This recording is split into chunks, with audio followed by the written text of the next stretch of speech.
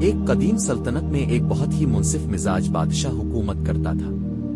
وہ اپنی رعایا کی خوشحالی کے لیے دن رات کوشاں رہتا تھا، لیکن اسے ایک بات کا ہمیشہ فکر رہتا تھا کہ اس کے بعد اس کی سلطنت کا وارث کون بنے گا، کیونکہ اس کی اپنی کوئی اولاد نہیں تھی۔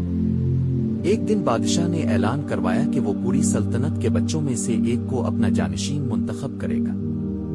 اس نے تمام بچوں کو دربار میں بلایا اور ہر بچے کو ایک ایک بیج دیتے ہوئے کہا، تم سب اس بیج کو لے جاؤ، اسے ایک گملے میں لگاؤ اور 1 سال تک اس کی پرورش کرو۔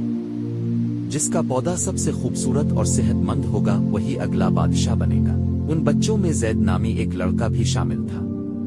وہ بہت ایماندار اور محنتی تھا۔ اس نے گھر جا کر بڑی محنت سے بیج بویا، روز اسے پانی دیتا اور دھوپ میں رکھتا، لیکن کئی مہینے گزر جانے کے بعد بھی اس کے گملے میں کوئی پودا نہیں ہوگا۔ اس کے ساتھی بچے فخر سے بتاتے کہ ان کے پودے نکل آئے ہیں اور وہ دن بہ دن بڑے ہو رہے ہیں، مگر زید کا گملہ خالی رہا۔ 1 سال مکمل ہونے پر تمام بچے اپنے اپنے گملے لے کر دربار میں حاضر ہوئے۔ ہر بچے کے ہاتھ میں ایک سے بڑھ کر ایک خوبصورت اور رنگ برنگے پھولوں والے پودے تھے۔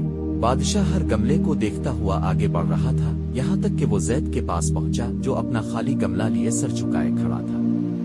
بادشاہ نے پوچھا، بیٹے تمہارا پودا کہاں ہے؟ زید نے ڈرتے ڈرتے جواب دیا، عالی جان، میں نے اسے روز پانی دیا، مٹی بدلی، بہت خیال رکھا، لیکن اس میں سے کچھ نہیں نکلا۔ میں معافی چاہتا ہوں۔ درباری اور دوسرے بچے ہنسنے لگے، لیکن بادشاہ مسکرایا اور زید کا ہاتھ پکڑ کر تخت کے پاس لے گیا اور بلند آواز میں اعلان کیا، تمہارا نیا بادشاہ مل گیا ہے۔ سب حیران رہ گئے کہ ایک خالی گملہ لانے والا بادشاہ کیسے بن سکتا ہے۔ بادشاہ نے وضاحت کی، جو بیج میں نے تم سب کو دیے تھے وہ دراصل الفابلی ہوئے تھے، جن سے کبھی کوئی پودا نہیں اگ سکتا تھا۔ اب سب نے جب دیکھا کہ پودا نہیں اگ رہا تو اپنی ناکامی چھپانے کے لیے بیج بدل دیے اور دوسرے پودے لے آئے۔ صرف اس ایک لڑکے نے دیانتداری دکھائی اور وہی بیج لایا جو میں نے اسے دیا تھا۔ ایک اچھے بادشاہ کے لیے سب سے بڑی خوبی اس کی سچائی اور ایمانداری ہوتی ہے۔